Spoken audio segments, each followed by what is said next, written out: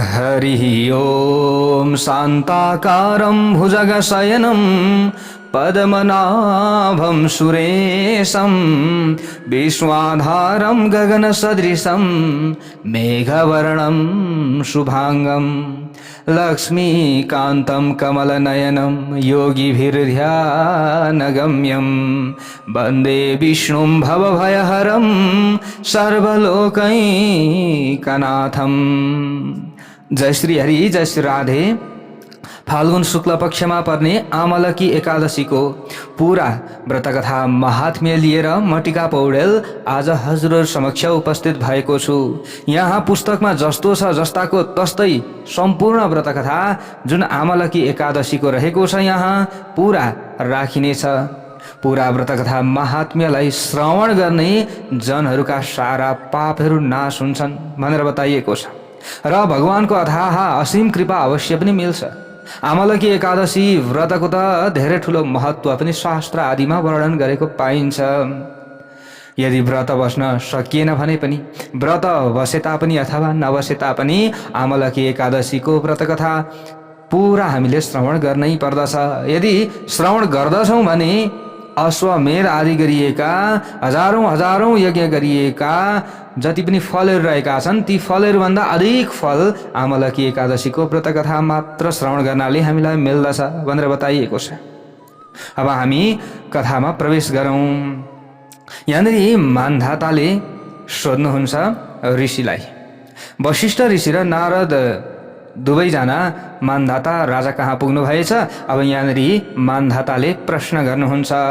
वद ब्रह्मन् महाभाग येन श्रेयो भवेन् मम इदृग् व्रतं ब्रह्मयोनि तेनुकम्पास्ति चेन्मयी। प्रश्न गर्नुभयो। मान्धाताले भन्नुहुन्छ, हे ब्रह्मयोनि अर्थात ब्रह्माका पुत्र, हे महाभाग अर्थात भाग्यशाली ब्रह्मन अर्थात ब्राह्मण नारद जी, यदि तपाईको मेरा उपर दया छ भने अथवा म माथि हजुरले दया गर्न चाहनुहुन्छ भने यस्तो व्रत बताइबक्सियोस् जसले मेरो कल्याण होस्। मेरो मात्र होइन, हजुरले बताएको कुराले सबैको कल्याण होस्, सबैलाई राम्रो होस्। यसरी प्रश्न गरिसकेपछि अगाडि गएर जो वशिष्ठजी हुनुहुन्थ्यो वशिष्ठजीले चाहिँ भन्न लाग्नुभयो। सरहस्यं सेतिहासं व्रतानां व्रतमुत्तमं कथयाम्यधुना तुभ्यं सर्वभूत फलप्रदम्। यहाँनिर भन्नुहुन्छ, सबै प्राणीलाई फल दिने व्रतहरूमध्ये अति नै उत्तम रहस्य र इतिहास सहितको व्रत अब म तपाईलाई अहिले बताउँदैछु। ध्यानपूर्वक सुन्नुहोला। एकदम हजुरले चाहिँ एकाग्र भएर भक्तिपूर्वक श्रवण गर्नुहोला। हे राजन, ठुला ठुला पापहरूलाई नाश पार्ने अनि सारा मोक्ष चाहने जनलाई मोक्ष दिने 1000 गोदानको फल दिने आमलकी नामको एकादशीको व्रत रहेको छ। अब म यसैको बारेमा यो पुरानो इतिहास सहित म पूरा कथा यहाँ बताउँदैछु। सम्पूर्ण इतिहासको वर्णन म गरेर सुनाउनेछु। सम्पूर्ण इतिहासको वर्णन बताउँछु। जसरी हिंसामा लागि परेको व्याधाले पनि मुक्ति पाएको थियो। आमलकी एकादशीको व्रत बस्ने जस्तो सुकै पापी होस् त्यो पापीको पनि के हुन्छ, उद्धार हुन्छ। भगवानले उद्धार गरिदिनुहुन्छ। यथा मुक्ति मनु प्राप्तो व्याधो हिंसा समन्वितः।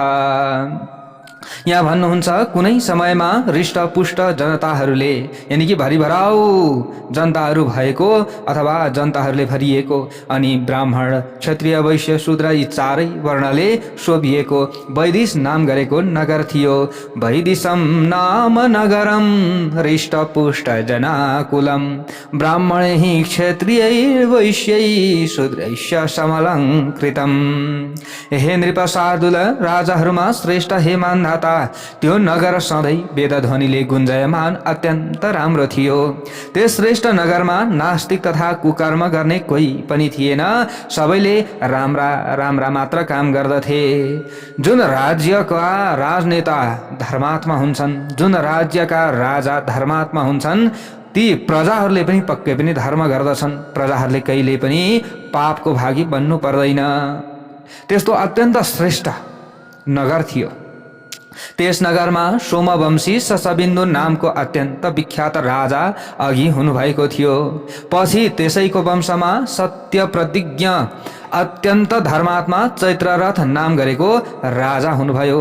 त्यस राजामा ती राजा हुनुहुन्थ्यो, ती राजामा 10,000 मत्ता हात्तीको बल थियो। एकदम बलशाली राजा हुनुहुन्थ्यो। ती राजा शस्त्रको शास्त्रको एकदम पारङ्गत अथवा शास्त्रमा एकदम पारङ्गत हुनुहुन्थ्यो। लक्ष्मीवान ऐश्वर्यशाली राजा हुनुहुन्थ्यो।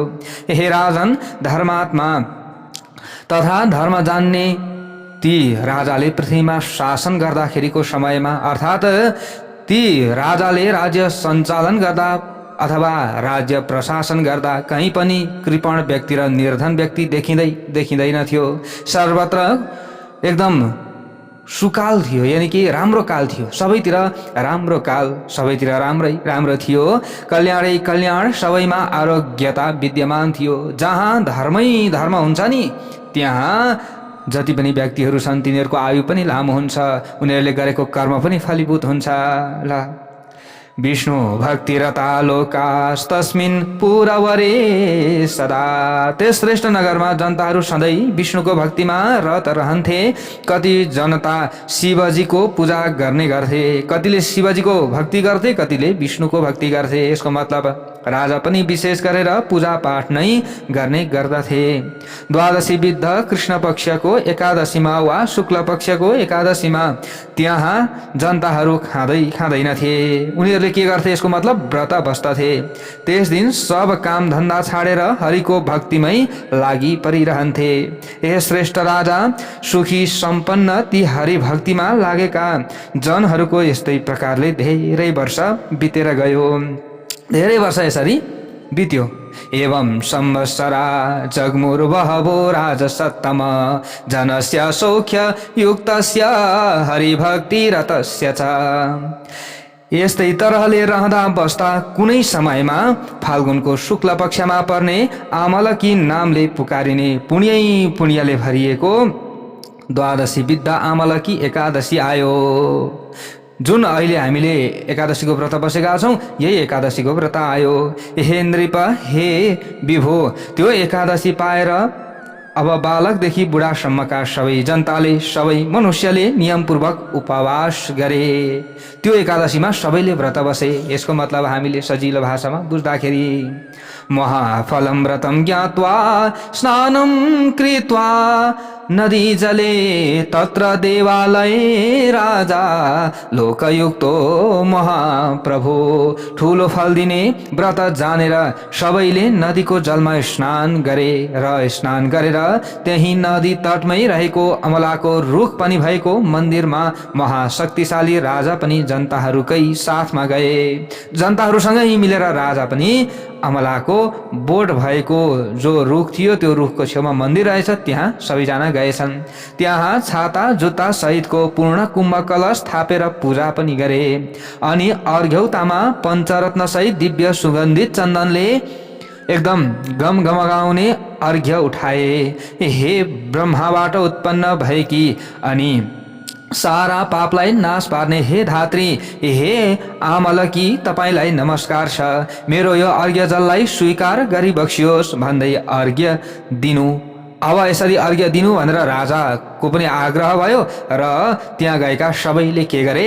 अर्घ्य हो त्यसरी दिए। यसरी नमस्कार गरेर, यसरी पुकारा गरेर के गरे? अर्घ्य दिए। धात्री धात्री समुद्भूते सर्वपातक नाशिनी आमलकी नमस्तुभ्यं गृहणार्घ्योदकं मम। मैले दिएको अर्घ्यलाई ग्रहण गरिदिनु होला। हे धात्री, तिमी ब्रह्मस्वरूपा हौ, तिमी भगवान रामचन्द्रद्वारा पूजिएकी हौ। मेरो यो प्रदक्षिणा कार्यले सबै पाप हर्नेवाली हौ भनेर 3 पल्ट प्रदक्षिणा पनि गर्नुपर्दछ। धात्री ब्रह्मस्वरूपासि त्वं तु रामेण पूजिता प्रदक्षिण विधानेन सर्व पापहरा भव। सबै पाप हरण गरिदिनुहोस् हे धात्री भनेर यसरी 3 पल्ट प्रदक्षिणा पनि गर्नुपर्दछ। यो कुरा रहेको छ, यो नियम रहेको छ।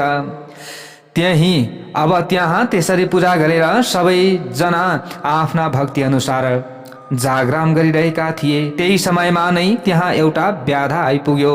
यसरी राजासहित प्रजाहरू बसेर त्यही अमलाको रुख भएको मन्दिरको छेउमा उनीहरूले सम्पूर्ण कुराहरू त्यहाँ स्थापना गरे, देवी देवताहरू स्थापना गरे, पूर्ण कुम्भ कलश स्थापना गरेर पूजा गरिरहेका थिए।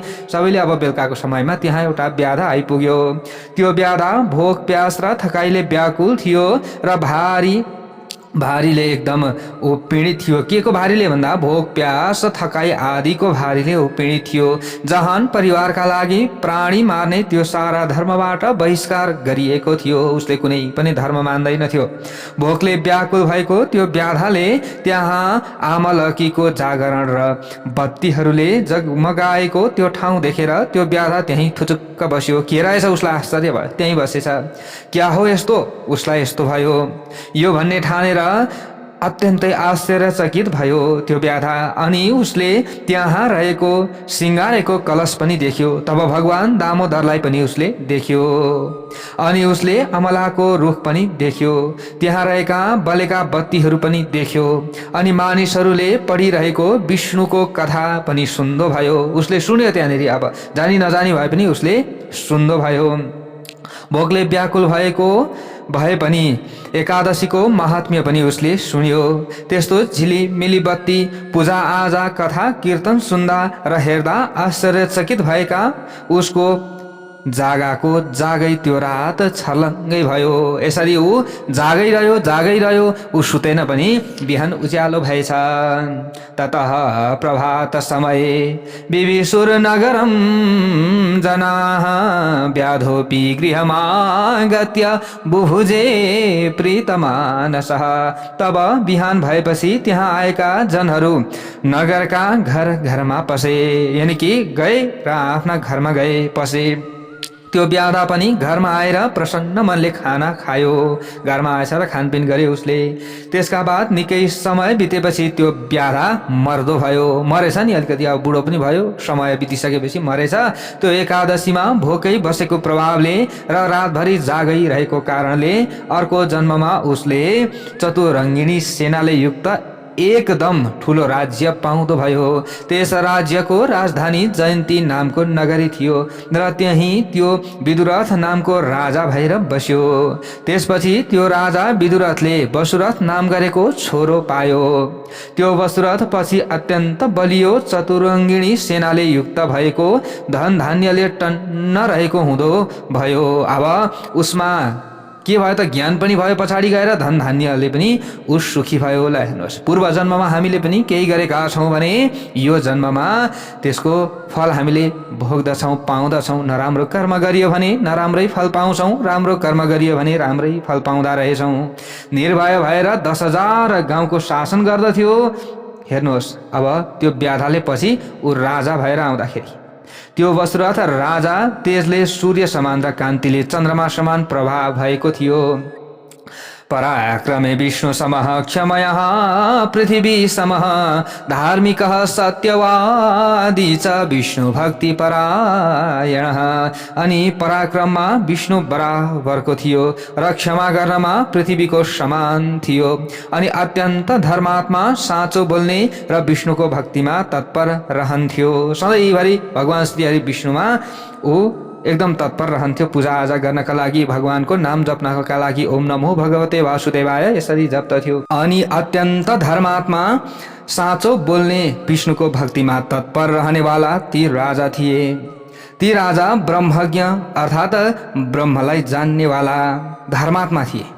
ईश्वरमा श्रद्धा राख्ने खालका थिए। काम गर्न जान्ने, प्रजाहरूको पालनमा तत्पर रहनेवाला ती राजा थिए। शत्रुको घमण्डलाई चुर पार्ने ती राजाले अनेक प्रकारका यज्ञहरू पनि गर्ने गर्थे।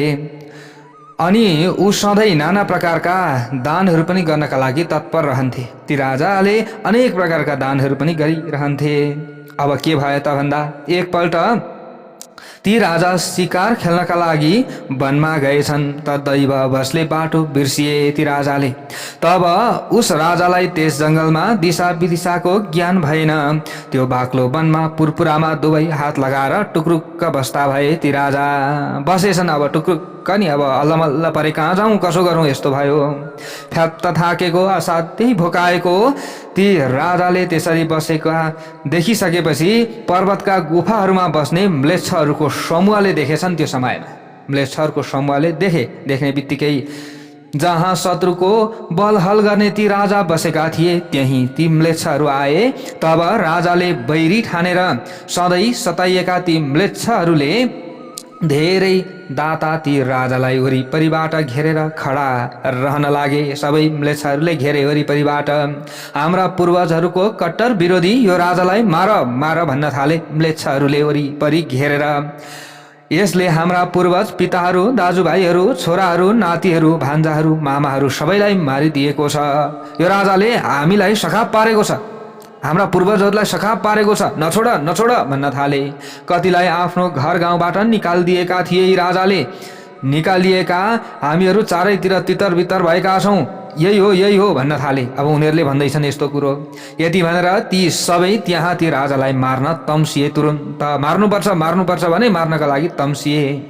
पासहरूले, पट्टिसहरूले, खड्गहरूले, धनुषमा चढाएका बाणहरूले सुसज्जित ती शत्रु समूहले चारैतिरबाट घेरेर ती राजालाई मार्न तम्सिए। अब के हुन्छ त?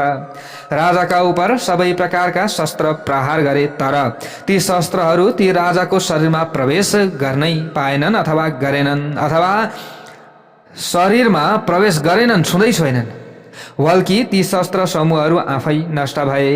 ती म्लेच्छहरू पनि मरेका जस्ता भएर लठ्याङ्ग्रिए। त्यो समयमा लठिएछन्, एकदम लाटो जस्तो भएछन् नि। त्यहाँ ती शत्रुहरू आफू उभिएको ठाउँबाट एक कदम एक पाइलो पनि चल्न सकेनन्। होस हराएका ती सबैका शस्त्रहरू कच्याक कुचुक भए। त्यही समयमा हेर्दै जो शत्रुहरू तिनीहरूलाई मार्न आएका थिए ती सबै निन्यौरा भए। त्यसै समयमा नै ती राजाको शरीरबाट प्रत्येक अङ्ग प्रत्यङ्गले शोभिएकी दिव्य बास्ना आउने चन्दन शरीरमा पोतेकी राम्रा गहना गुरियाले झकिझकाउ भएकी एउटी स्त्री प्रकट भइन्। ती स्त्री राम्रा माला र वस्त्र लगाएकी थिइन् अनि क्रोधले आँखी भुइँ टेढ्याएकी। उनका दुवै आँखाबाट झिल्काहरू झिलिल्ल निक्लिरहेका थिए। मुखबाट भर धेरै आगो उगेलिरहेकी थिइन् ती कन्याले, ती देवीले।